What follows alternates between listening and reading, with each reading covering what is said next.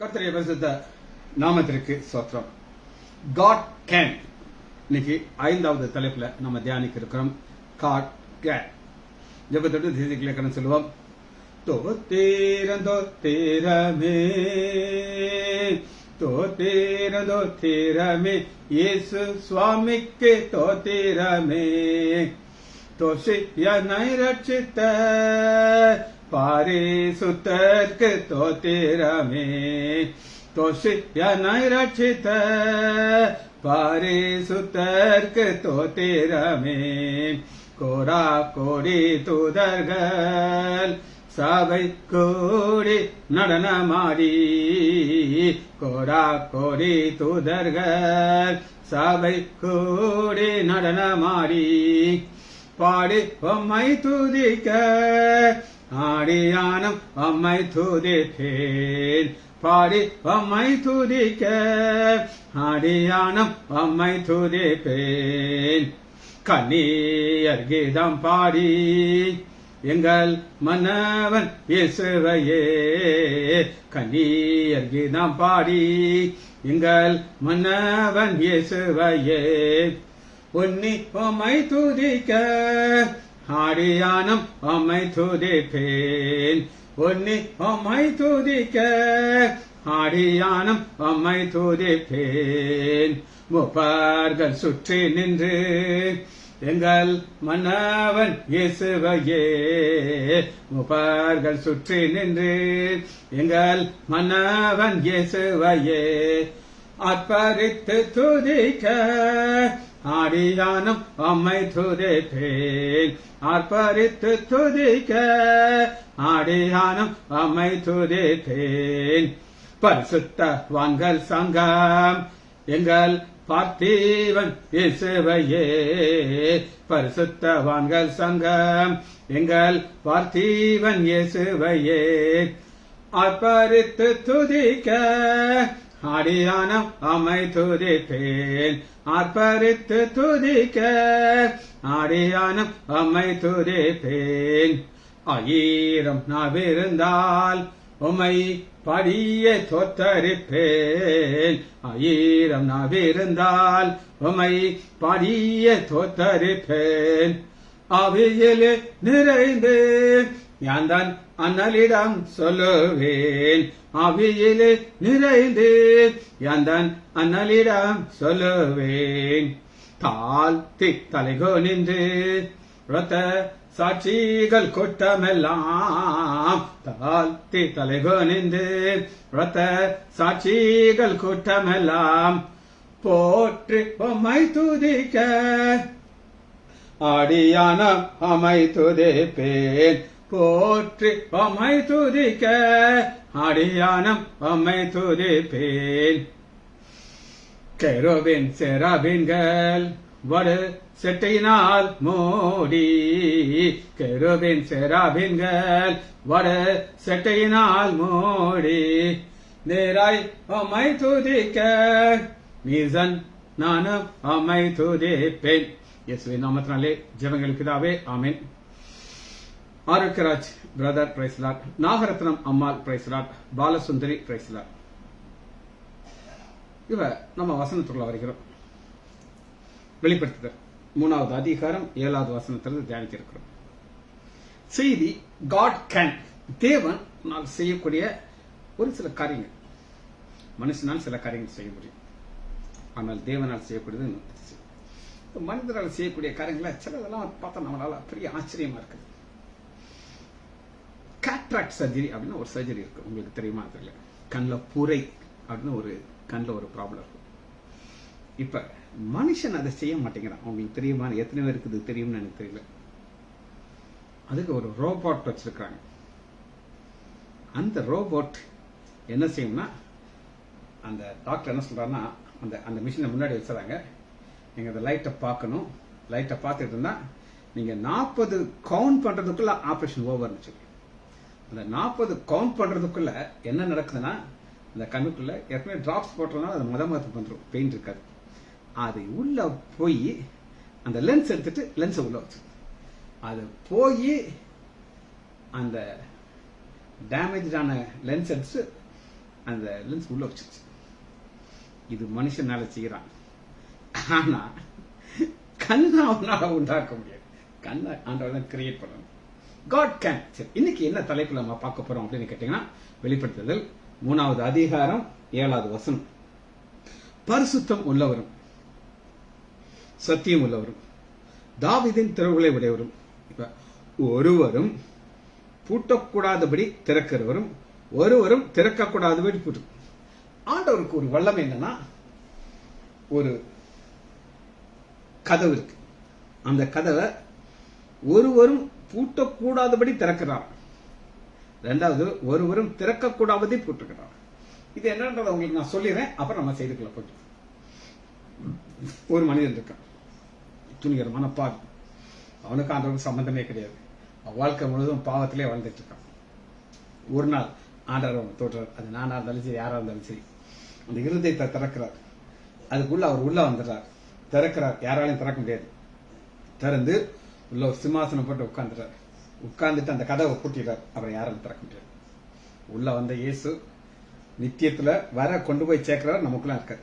இதுதான் இந்த கான்செப்ட். சரி, இப்ப ஆண்டவருக்கு ஒரு கதவு இருக்கிறது. அந்த கதவை திறக்கிறதுக்கு இப்ப இந்த கதவு குறித்து ஒரு சத்தியத்தை நான் உங்களுக்கு பார்க்க போறேன். நிறைய காரியங்கள் தியானிக்க இருக்குது. ஃபர்ஸ்ட் என்ன பார்க்க இருக்கிறோம் அப்படின்னு கேட்டீங்கன்னா, யோவான் 10வது அதிகாரம் 9வது வசனத்துல ஆண்டவர், நானே வாசல், என் வழியாக ஒருவன் உட்பிரவேசித்தால் அவன் ரட்சிக்கப்படுவான், உள்ளும் புறமும் மேய்ச்சல் கொண்டான். 10வது வசனம், நானே நல்ல மேய்ப்பன். நல்ல மேய்ப்பன் நான் தான் வாசல். இது என்ன நான் உங்களுக்கு விளக்கப்படுத்தினா தான். இன்னைக்கு ஆடு வச்சிருக்கிறவங்க அந்த ஆடை வச்சிருக்கிறதுக்கும் அந்த காலத்துல 2000 வருஷத்துக்கு முன்னாடி இந்த பைபிள் எழுத்தப்பட்ட காலத்துல இன்னைக்கு நம்ம பாக்குறாப்புல பெரிய பெரிய ஷீட் போட்ட ரூம் எல்லாம் இருக்காது. இப்பெல்லாம் ஆடுகளை வளர்க்கறதுக்கு நிறைய லேட்டஸ்ட் டெக்னாலஜி வச்சிருக்கிறாங்க. அது நானே கிடையாது. ஒரு குகை இருக்கும். அந்த குகைக்குள்ள ஒரு 100 ஆடு இருந்தா அந்த மேய்ப்பன் 100 ஆடையும் உள்ள பத்தி விட்டுட்டு அந்த வாசல்ல படுத்துக்கணும். யாரு? வாசல்ல படுத்துக்கிட்டு மேய்ப்பன். இப்ப கல்லையும் உள்ள போனாலும் மேய்ப்பனை கடந்தான் போகணும். இப்ப ஆட்டுக்கு மேய்ப்பனும் அவர் தான், வாசல் அவர் தான். இந்த வாசல் வழியே தான் உள்ள போகணும். உள்ள போக முடியுமா? போக முடியாது. அதனால்தான் அந்த நானே நல்ல மேய்ப்பன். அந்த நல்ல மேய்ப்பன் என்ன செய்யறாருன்னா, நல்ல மேய்ப்பன் ஆடுகளுக்காக தன் ஜீவனை கொடுக்கிறார். ஜீவனை கொடுக்கிற மேய்ப்பன் ஒரு வாசலை திறக்கிறார்.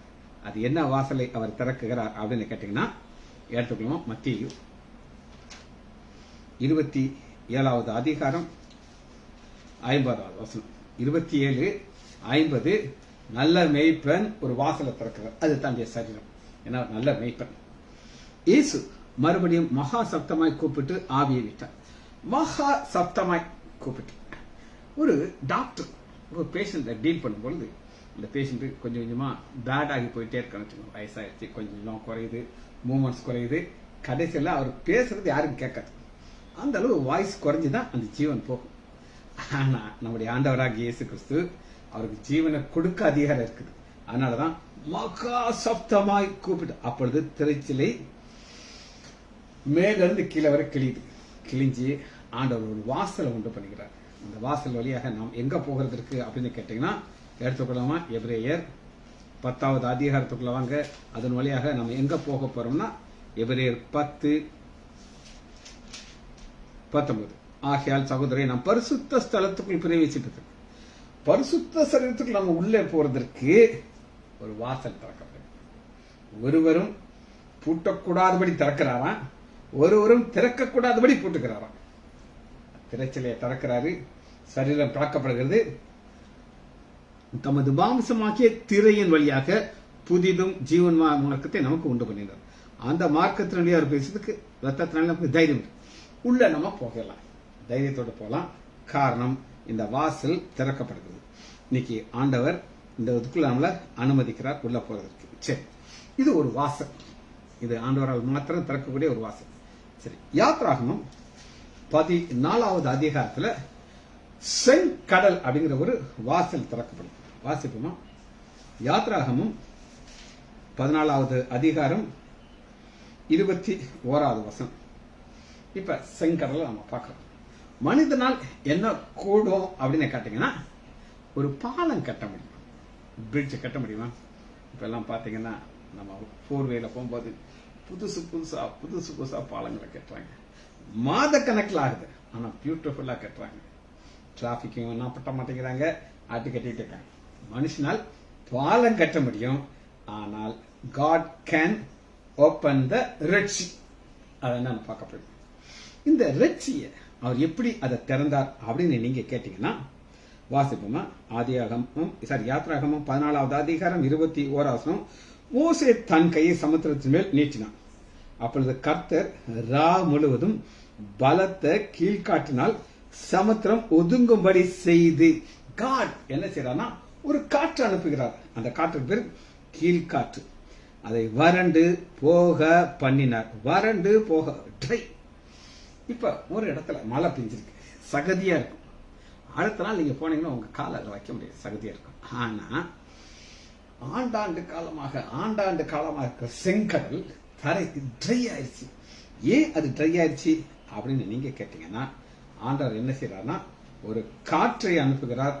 அது ஒரு கீழ்காற்று. இந்த கீழ்காற்று என்ன செய்யுது அப்படின்னு கேட்டீங்கன்னா, அது ட்ரையா காய வைக்குது. அப்ப ஆண்டவர் என்ன செய்யறாரு அப்படின்னு கேட்டீங்கன்னா, ஒரு வெப்பமான காற்றை அனுப்புகிறார். இந்த வெப்பமான காற்றை உங்களுக்கு சகதியா எடுத்துக்கோங்க. சகரியா 14வது அதிகாரம் 12வது வசனம், பக்கம் 1103. இந்த காற்று எப்படிப்பட்ட ஒரு காற்றுனா, ஹை ஹீட். இப்ப ஜப்பான் மேல அமெரிக்கா ஒரு பாம்பு போட்டான். 2 பட்டணங்கள் அழிக்கப்பட்டுச்சு. 2 பட்டணம் அழிக்கப்படும் போது எவ்வளவு ஹீட் வந்துச்சு அப்படின்னு நீங்க கேட்டீங்கன்னா, பாம்பு போடுறாங்க, மனுஷங்க நின்றுட்டு இருக்காங்க. அந்த ஹீட்ல உடம்புல கொப்பள மாதிரி வருது. அந்த ஆம்லேட் போட்டோம்னா, முட்டையை போட்டோம்னா பயங்கர கொப்பளிக்க பார்த்தீங்க, அந்த மாதிரி. அந்த அளவு ஹீட் இங்க நம்ம பார்க்கிறோம். எருசலேமுக்கு விரோதமாக யுத்தம் பண்ணுகிற எல்லா ஜனங்களையும் கர்த்தர் காலூன்றி நிற்கையிலே. எருசலேமுக்கு விரோதம் யுத்தம் பண்ண எல்லா ஜனங்கள்லாம் இப்ப எத்தனை பேர் யுத்தம் வந்துட்டு இருக்காங்க, அவங்க நிலைமை இப்படித்தான் ஆக்க போகுது. நான் சொல்லல, பைபிள் சொல்ல. அவர்கள் கால் ஊன்றி நிற்கையிலே சதை அழிந்து போகும். வழக்கமா என்ன நடக்கும் அப்படின்னு கேட்டீங்கன்னா, செத்து கிடக்கும், தரையில செத்து கிடக்கும் போது அந்த சதை டெட் ஆயிடுச்சு. கொஞ்சம் கொஞ்சமா அழுகும். அழுகிதான் அது எலும்புகள்லாம் வெளியே வரும். இங்க அவன் நின்றுகிட்டு இருக்கும்போது சதை அழுகுது. காரணம் ஹை ஹீட். இந்த ஒரு ஹீட் வந்துதான் என்ன செய்யுது, 2ஆக அனுப்புது. ஆண்டவர் இன்னொரு ஹீட் நான் உங்களுக்கு காட்டுறேன். யோனா பக்கம் 1074. 1074. இது ஒரு ஹீட். 4வது அதிகாரம் 8வது வசனம். சூரியன் உதித்த பொழுது தேவன் உஷ்ணமான கீழ்காற்றை கீழ்காற்று உஷ்ணமான கீழ்காற்று. ஆண்டவருடைய கோடவுன்ல ஹீட் இருக்காரு, கோல்டு ஏர் இருக்கு. ஹாட் காஃபி இருக்கு, கோல்டு காஃபி இருக்கு.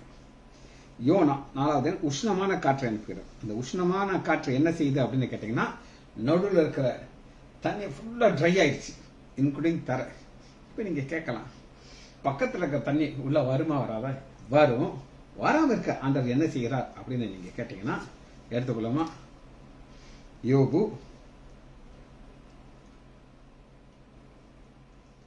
37வது அதிகாரம் 10வது வசனம். 37:10. தம்முடைய சுவாசத்தினாலே தேவன் குளிரை கொடுக்கிறார், அப்பொழுது ஜலத்தின் மேல் பரப்பானது உறைந்து போகும். ஜலத்தின் மேல் பரப்பு உறையுது. அப்ப 2 பக்கமும் ஆண்டவர் கோல்டு ஏர் அனுப்புறார். டைட்டானிக் கப்பல் நீங்க பார்த்திருப்பீங்க. அது எப்படி முங்குச்சு அப்படின்னு நீங்க கேட்டீங்கன்னா, ஒரு பாறை ஐஸ் கட்டி மேல மோதிச்சு. அப்ப அந்த ஐஸ் கட்டி ஆயிடுச்சானா அதுக்கு அவ்வளவு ஒரு பவர் வந்துருங்க. அப்ப ஆண்டவர் ஒரு கீழ்காற்று அனுப்புறார். அனுப்பின உடனே இது 2 அப்படியே சேர்த்து நிக்குது. இப்ப செங்கடல் 2ஆ பிளந்துருச்சு. பிளந்ததுக்கு அப்புறம் ஆண்டவர் அவருடைய பிள்ளைகள் அதை வழியா கடந்து போக செய்யறார். போறாங்களா? 14வது அதிகாரம் 26. கர்த்தர் மோசேக்கு ஜலம் எகிப்தின் மேலும் அவருடைய ரதங்கள் மேலும் கொஞ்சம் திரும்பி உன் கையை சமுத்திரத்தின் மேல் நீட்டுங்கிறார். அப்பொழுது மோசே தன் கையை சமுத்திரம் மேல் நீட்டினான். விடியற் காலத்து சமுத்திரம் பலமாய் திரும்பி வந்தது. எல்லாம் கடந்து போயாச்சு. இப்ப இவனுக்கு பின்னாடியே வர்றவங்கள அழிக்கிறதுக்கு ஆண்டவர் என்ன சொல்றாரு, உன் கையை எங்க நீட்டுக்கிறாரு. அவன் கையை நீட்டான். ஆனா ஆண்டவர் வெப்பமான காற்று என்ன செய்யறாரு, அனுப்புறாரு. எங்க அந்த ஐஸ் கட்டி ஐஸ் கட்டி எல்லாம் உறைஞ்சு ஐஸ் கட்டி மறுபடியும் தண்ணியாகி அப்படி முடிச்சு. ஆண்டவர் என்ன செய்யறாரு அப்படின்னா, ஒருவரும் திறக்க கூடாதபடி பூட்டுறார். பூட்டியாச்சா, எல்லாமே உள்ள போயாச்சு. 27 ஜலம் திரும்பி வந்துச்சா. அதோட எப்படி இருந்துச்சு, முதல்ல நினைச்சு திரும்பி வந்தது.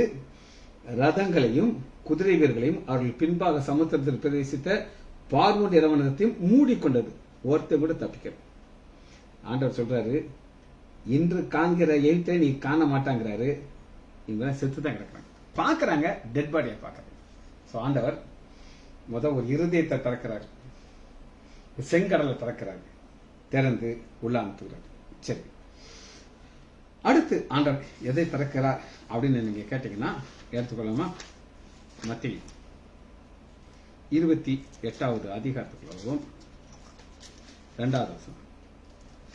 மத்தேயு 28:2. இப்ப கல்லறை திறந்து கேட்குது. கல்லறை ஏன் திறக்குது அப்படின்னு கேட்டீங்கன்னா, ஆண்டவர் உயிர் தெளிந்து விட்டார்னு சொல்லி அது ஒரு ப்ரூஃபா மாறி இருக்கு. வாசிப்போமா. அப்பொழுது பூமி மிகவும் அதிர்ந்தது.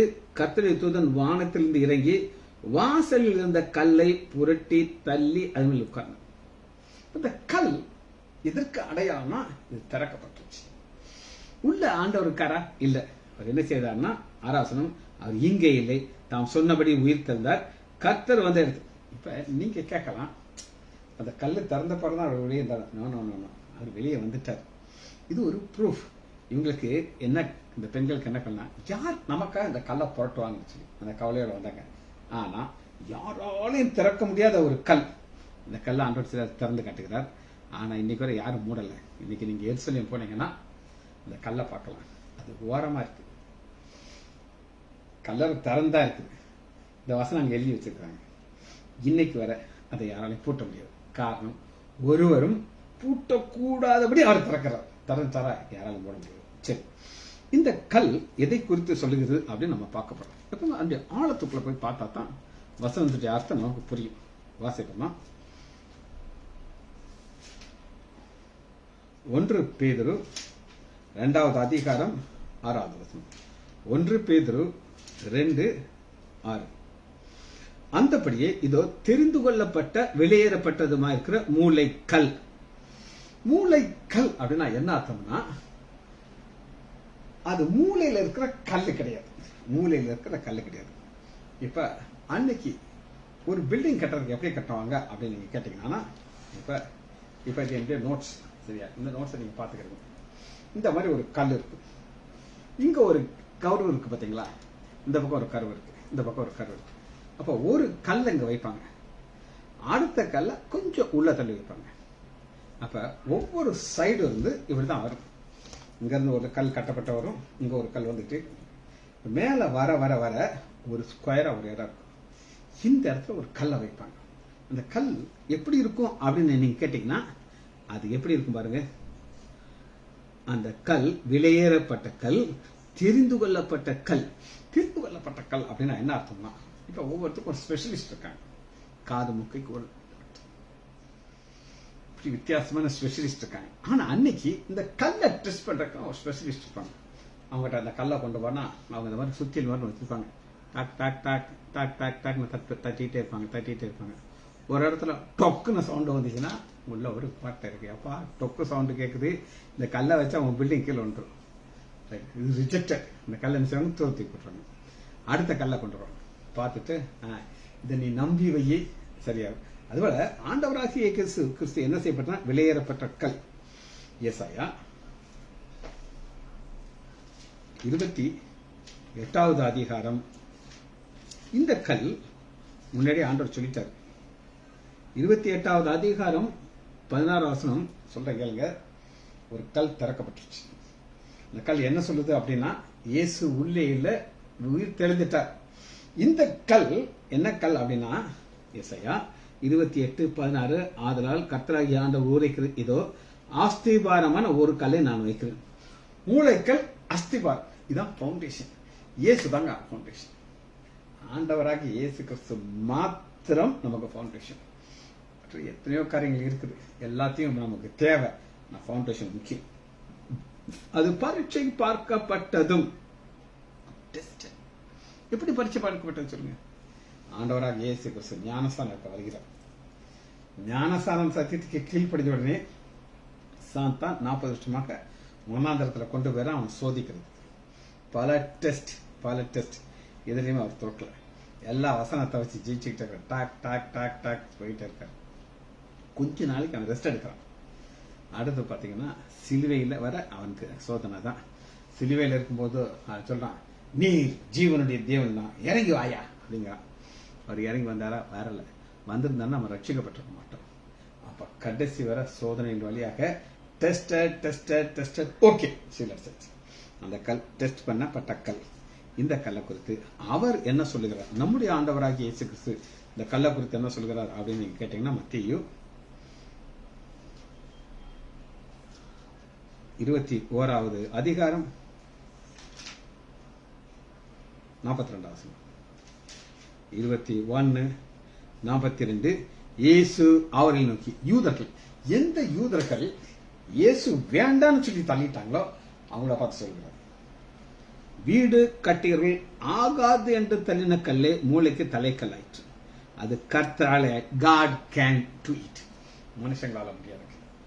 ஆண்டவர் தான், பிதாவாகிய தேவன் தான் தன் குமாரன் இந்த பூமிக்கு அனுப்பணும். அவருடைய பிளான், காட்ஸ் பிளான்.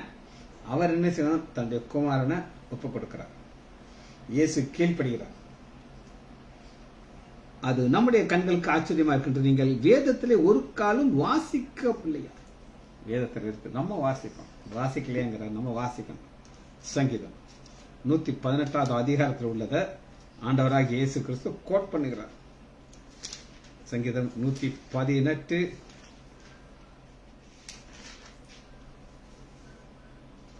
22. வீடு கட்டைகள் ஆகாது என்று தள்ளின கல்லே மூளைக்கு தலைக்கிறது. அது கர்த்தரால் ஆயிற்று. அது நம்முடைய கண்களுக்கு ஆச்சரியமாயிற்று. இதுதான் காட்ஸ் பிளான். இந்த பாதையில தான் ஆண்டவர் செய்கிறார், கொண்டு போகிறார். சரி, இன்னொரு காரியத்தை நம்ம பார்க்க போறோம். சரி, முதல்ல திருவுகள் வசனத்தை வாசிக்கிட்டு நம்ம வாசிக்க போயிடும். திருவுகள் வசனம் காட் கேன் என்ன அவரால் செய்ய முடியுது இந்த நாள்ல பார்க்கணும் அப்படின்னு கேட்டீங்கன்னா, வெளிப்படுத்துதல் 3வது அதிகாரம் 7வது வசனத்துல தான் இதான் கீ வசனம். காட் கேன், அவர் என்ன செய்கிறார் அப்படின்னு கேட்டீங்கன்னா,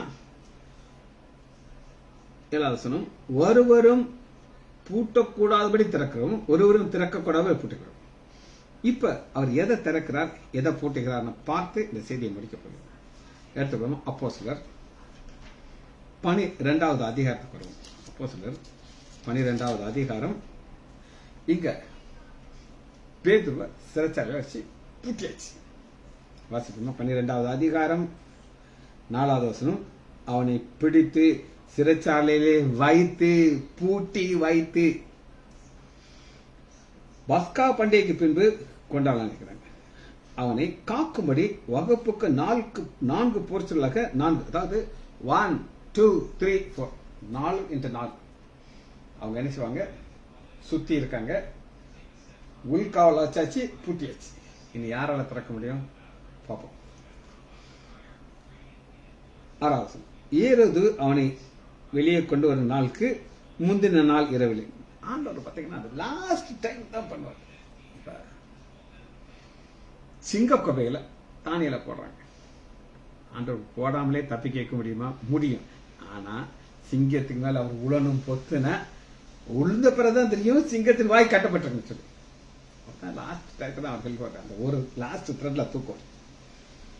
முந்தின நாள் இரவு ராத்திரியிலே பேரு 2 சங்கிலினாலே கட்டப்பட்டு சேவர்கள் நடுவில் நித்திரை பண்ணி கொண்டிருந்தாங்க. இந்த நித்திரை ஆண்டவர் தான் கொடுக்கிறாரு. நல்லா கேட்டுக்கோங்க. அடுத்த நாள் இங்க பாருங்க, 2வது வசனத்துல யாக்கோபை பட்டயத்தினாலே தலையை தூக்கியாச்சு. இவர் நல்லா நிம்மதியா தூங்குறாரு. அப்படி ஒரு தூக்கத்தை ஆண்டவர் கொடுக்கிறாரு. காத்துக் கொண்டிருக்கிறார். 7வது வசனம், அப்பொழுது கர்த்தருடைய தூதன் அங்கே நின்றான், அறையிலே வெளிச்சம் பிரகாசித்தது. சேவர்கள் நடுவில் நித்திரை பண்ணி கொண்டிருக்கிறானா, சேவர்கள் அதாவது சோல்ஜர்ஸ் தூங்கக்கூடாது, அவங்க தூங்கிட்டு இருக்காங்க. தூங்கலைன்னா அவங்க என்ன செய்வாங்க, அலர்ட் ஆகி பி பி பி பின்னு ஊதி பெரிய சவுண்ட் கொடுத்துருப்பாங்க. ஆனா அறையில வெளிச்சம் பிரகாசித்தது. இப்ப நம்ம இந்த மாதிரி ஒரு கைதிய ரகசியமா வெளியே கொண்டு வரணும் பிளான் பண்ணா இருக்கிற லைட்டை ஆஃப் பண்ணிடும், ஏன்னா முழிச்சுவாங்க. ஆனா ஆண்டவர் அவர் கதவை திறக்க போகிறார். லைட்டை போடு, ஒரு பிரச்சனையும் கிடையாது. நமக்கு ஒரு வித்தியாசம் புரியுது உங்களுக்கு. அப்பொழுது விழாவில் பேரு தட்டி சீக்கிரமாக எழுந்திரு என்று அவனை எழுப்பினான். உடனே சங்கிலிகள் அவன் கையில் இருந்து வாசல் சிறைச்சாலை கதவை திறக்கிறதுக்கு முன்னாடி ஆண்டவர் ஒண்ணு திறக்கிறார்.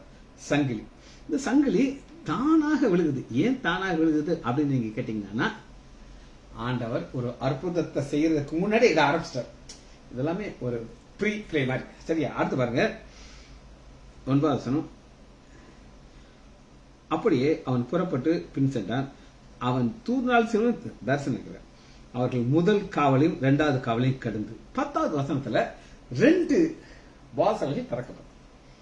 செக்யூரிட்டியில முதல் ஒரு வாசல், இன்னொரு வாசல், இப்படி இருக்கு. இதெல்லாம் ஆட்டோமேட்டிக்கா திறக்குது. பேதுரு நினைக்கிறது சொப்பனம் காண்றோம் நினைச்சிட்டு ஜாலியா பின்னாடி போறாரு. அது தானாக அவர்களுக்கு திறவுண்டு, தானாக திறக்குது. அது என்ன, இரும்பு கதவு. தானாக திறக்கிற கதவை நீங்க பார்த்திருக்கீங்களா? நான் பார்த்திருக்கேன். ஒரு இடம் பாருங்க, ஒரு ஆபீஸா இருக்கலாம் அல்லது ஒரு ஏர்போர்ட்டா இருக்கலாம். அங்க ஒரு கதவு மூடி இருக்கும். நீங்க நினைப்பீங்க அது திறந்த பிறகு போலான்ட்டு. நீங்க முன்னாடி நின்ன உடனே அதுல ஒரு சென்சார் இருக்கும். அந்த சென்சார் என்ன செய்யும், கதவை ஆட்டோமேட்டிக்கா திறக்கும். அந்த காலத்துல 2000க்கு முன்னாடி ஆண்டவர் ஒரு சென்சாரை இரும்பு கதவுல மாற்றி வச்சிருக்காரு. அதனாலதான் ஒருவரும் அதை திறக்க வேண்டியது. போய் யார் போய் நிற்கிறாங்க அப்படின்னு கேட்டீங்கன்னா, கடந்து நகர்த்தி வருது, வந்து நிறுது. இப்ப தூதன் போறாரு, பின்னாடிதான் பேதுரு வர்றாரு. தூதன் அவனை விட்டு போயிட்டார். இப்ப திறந்தாச்சு, வந்தாச்சு. இன்னைக்கு தூதன் தேவையில்லை. நல்லா கேட்டுக்கணும். ஆண்டவர் என்ன செய்வார் அப்படின்னு கேட்டீங்கன்னா, ஒரு பாதையை திறக்க வைக்கிறார். இந்த பாதையை திறக்கும் பொழுது என்ன செய்வார் அப்படின்னு கேட்டீங்கன்னா, நம்ம ஆண்டோடைய பாதத்துல சந்தோஷமா இருக்கும். ஏன் நம்ம சந்தோஷமா இருக்கணும் அப்படின்னு கேட்டீங்கன்னா, ஒருவரும் திறக்கக்கூடாது கூட்டுறாருன்னா ஃபர்ஸ்ட் என்ன செய்வார்னா, இருதயத்தின் கதவை திறக்கிறார். என் இருதயத்தை கதவை 2000 திறந்தார். அன்னைக்கு எனக்கு தெரியாது இந்த கதவை அவர் திறக்கிறான்னு எனக்கு தெரியாது. ஜாலியா வாழ்ந்துகிட்டு இருந்தேன் ரட்சிக்கப்படாத முன்னாடி. திறந்து ஒரு உள்ள வந்து கதவை போட்டுட்டு ஒரு சிம்மாசனம் போட்டு உட்கார்ந்துருக்கிறார். 25 வருஷம் என்னோட கூட இருக்கிறார். காரணம், காட் கேன். அவரால் மாத்திரம்தான் திறக்க முடியும், வேற யாராலையும் திறக்க முடியாது. ஜெயிச்சு படிப்போமா? மகா இரக்கமும் கிருபையும் உள்ள பிதாவே, துதிக்கிறோம் ஐயா. நன்றி உள்ள இருதயத்தோடு உங்களுடைய திரு சமூகம் வருகிறோம் ஐயா. செங்கடல் திறந்ததை நாங்கள் பார்த்தோம் ஐயா. ஒரு சிறைச்சாலையுடைய கதவு திறந்ததை நாங்கள் பார்த்தோம் ஐயா. நீ மட்டும் உதவனை எபனேஸ்வரை துதிக்கிறோம் ஐயா. எங்கள் ஒவ்வொரு நாளும் ஐயா எங்களை ஒரு புதிய பாதையிலே கொண்டு போகிறீர். அதற்காக நன்றி. பிள்ளைகள் ஒவ்வொருவரையும் என் ஆண்டவராகிய இயேசு கிறிஸ்துவின் நாமத்தினாலே ஆசீர்வதிக்கிறேன். இயேசுவின் நாமத்தினாலே ஜெபங்களை பிதாவே. ஆமேன், ஆமேன், ஆமேன்.